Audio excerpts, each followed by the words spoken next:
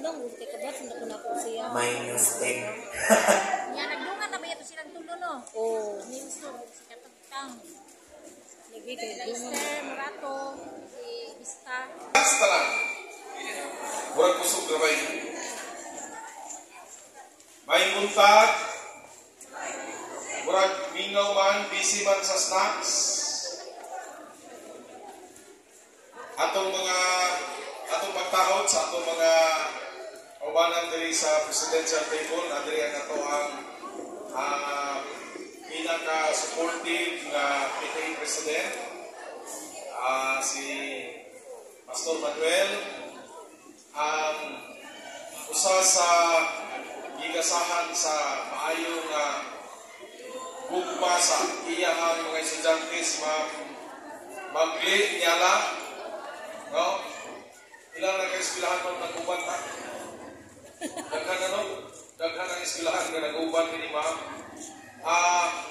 Mga alumni, of course, ang focal aning ato ang pagpatawag sa atong alumni si Kagawad Rolling. Kagawad Rolling?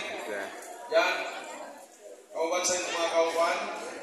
Ang pinakakusgan sa tanan na alumni na natin karon, kantong silingan ako sa among kwarto na ginitahon na rin ni Juan, who is also celebrating her 50th birthday today.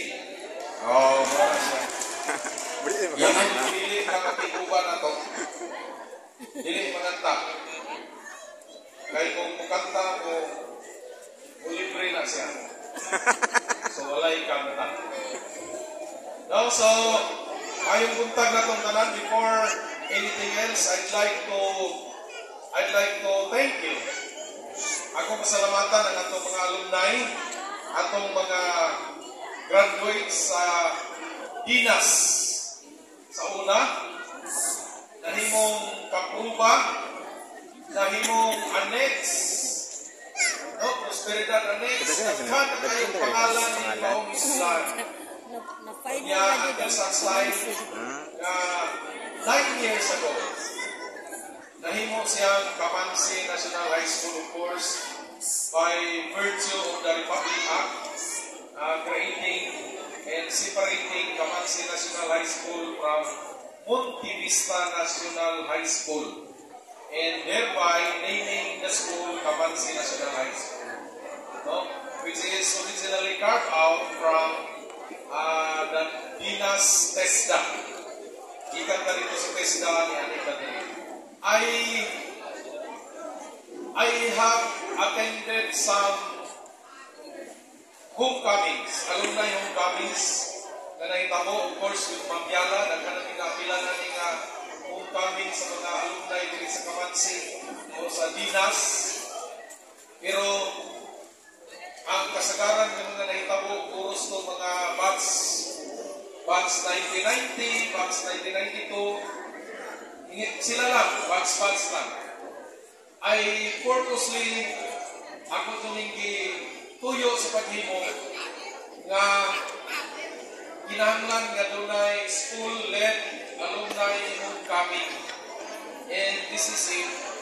No, ang eskwelahan, ang Kamansi National High School mo nagpatawag sa tanan ng mga alumni aron maghimo ini nga activity. Of course, atong gitunom sa ato ang founding anniversary aron nga mas bibo o mas daghan ta.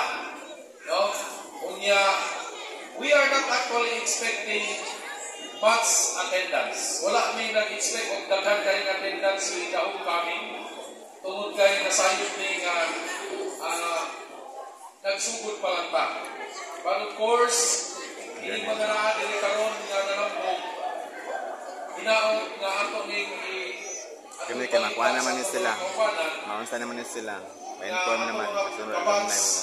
Kita ka kami sa una. In the years to come, naan na yun kay alumni homecoming na umuon patag tuig dili sa atong eskwelahan. Ayaw mong kagoon kay basin sa sunod tuig, sa sunod na alumni, kung karon nagkamutanay mo para sa magkaon basin sa sunod, wala na'y basin sa sunod, wala na ay pagkakaon. No? So, well anyway, we have provided you with free snacks and drinks. No, Nadia? Ato mga magpupudlo ay nanganggap niya ng tanan ay yung kagol sa pagkaon na unlimited ang ato ang pagkaon sa isyo. Isyo ang unlimited. No? Pero ang bread limited lang. Kunya ang ato ang buko juice dito sa likod na pit, unlimited until nga naapay muagas sa atong sudlanan. No? And our mga bisita na ito, mga alumni, ang atong CR na magamit kanang nadia sa duha ka classrooms. No? Ayaw mo kaulaw sa pagsulod diha, iandam na para atong magamit. Now, I'd like to say thank you, alumni, mga graduates gikan sa nagkalain-lain nga mga batches. I know nga ang Dinas TESDA nagapatawag po og alumni homecoming. Grand alumni homecoming. Naka-attend po dito mga bilapod kahigayon. Tungod kay it's timely. Nagawad sa Jason National. Ay, panako. Mga graduates sa Dinas Kamansi, mo-appeal po sa alumni homecoming sa Dinas TESDA. No, nag-appeal po dito. And it so happen na ako ang amahan o ang ako ang ibila ka mga uyuan graduate po sa Dinas. Ang akong amahan mismo is a graduate aning eskwelahan nga naami ni karon. No? Abi na po sa unang panahon kung ako alang madunggan gikan sa ako ang amahan nga dito ko sa Dinas, ang Dinas daghan kayo o baka, daghan kayo hayop, daghan kayo iriya, ako nang madunggan sa akong amahan. And I never have tested what Dinas really is until the day I came here. No? Wako po ko nangandoy nga, wako na ko ilauman na paasahin po ko diri. But siguro, usa sa dalan siguro naghihimo si Ginoo na mabisitahan kung ako gyud nga maserbisyuhan ang eskwelahan nga i-graduatean sa akong amahan. Kung nakailam mo kasi taga-akuan rin, prosperidad, nakaraan, kailam mo rin yung biyoy, ang tikisa. Tapos yung biyoy ang tikisa, na nahimong barangay secretary sa una, is the classmate sa akong amahan diri sa Dinas. Buwang na yun. So, I'm happy to be here. Gusto na ko na malipayon ta nga atong tabangan ang pag-usok, pag-atod o kalambuan nining usa sa pinakakaraan na eskwelahan sa tibuok Davao Region. No? Alang sa kasayuran, labi na ninyo estudyante ron ng mga matanon, ining Dinas, mga teachers, we should be proud of this. Ining Dinas o ining Kamansi National High School is the oldest high school, agricultural high school sa Davao Region. Una pa ni siyang natukod sa USEP, na kanang UST karon sa Tagum o sa Mabini. No, una pa ni, di nakakaraan, galing lang kay naabtan o kasikas atong nangaging panahon muna nga balik na po kita sa sindan ng Garut. But I am hopeful, inaagi sa atong mga opisyalis sa lungsod, sa probinsya, atong mga opisyalis sa PTA, atong mga alumni, atong mga magtutudlo ng gikan diri, no?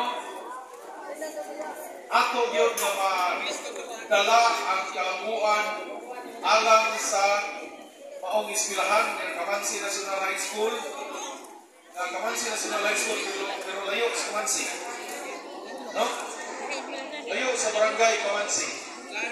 Pero doon sa dughan, sa SK chairman o sa mga kagawad sa Kamansi. Tama no? Oo, lagi. Layo siya sa prosperidad. Pero doon sa kasing-kasing sa konsihal sa prosperidad. Si konsihal ulit. Tama kayo? Tama. O, di po siya doon sa Banglasan. Pero doon po gyapon kayo sa kasing-kasing sa atong mga opisyal sa Banglasan. So tama ra gyud nga wala ni naduol sa ilang mga barangay. Kay ang ilang mga kasing-kasing mo ay atong dagkon paduol diri sa atong eskwelahan. No? So kabalo ko nga grabe ang suporta ning atong mga opisyalis o ato kini siyang masuklian pinaagi sa ato sa paghatag o dumog sa ato nga eskwelahan Kamansi National High School. Later we will be recognizing niya taon-taon ang atong mga nanaog sa pag-ulang na human na provincial meet. No? Muna tayo mga awardees, muna tayo mga gold medalist na mga estudyante dito sa ato ang provincial meet. Which is the history that hinahinay nga ding repeat kung unsa ang Dina sa unang magli. No? Kay ang Dina sa unang panahon mao ang permitting mo champion sa mga athletic competition sa Region 11. And I remember ang ako ang B1 is a player. Ingon siya ang iyahadong dula sa una kay Paul Ball. Ang iyahang dula sa una. Kanto ako ang B1. Ang akong amahan, ang iyahang dula kay athletics yapon. Running. No? Kunya sa nag-eskwela ko, ang ako po nga dula kay athletics po running. Kusog ko mudagan.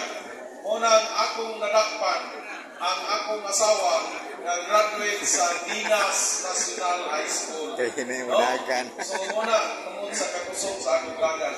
With all of this, ayaw mo kagool mga alumni, we will be eating together.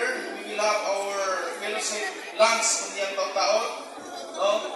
Patikim pa lang itong mga bubujos na gihandaw ni Ma'am Angeline. Lami ang imuhang bubujos, Ma'am Angeline. O wala siguro ka na gloves pag himuani. Lami din siya. No? So, I welcome you all. This is a whole day activity. Hantod ng hapon. Dapat ay mga activity niya ang atong alumni, atong tigumon niya hapon para sa mas bibo, mas daghan, o mas mamulukon pa ng mga alumni homecoming sa sunod na mga katuigan. With all of these students, kining atong mga estudyante usab, atong kabangan nga pagkahimo papunta o mas bibo o mas memorable na mga founding anniversary in the future. Welcome and good morning to all of us.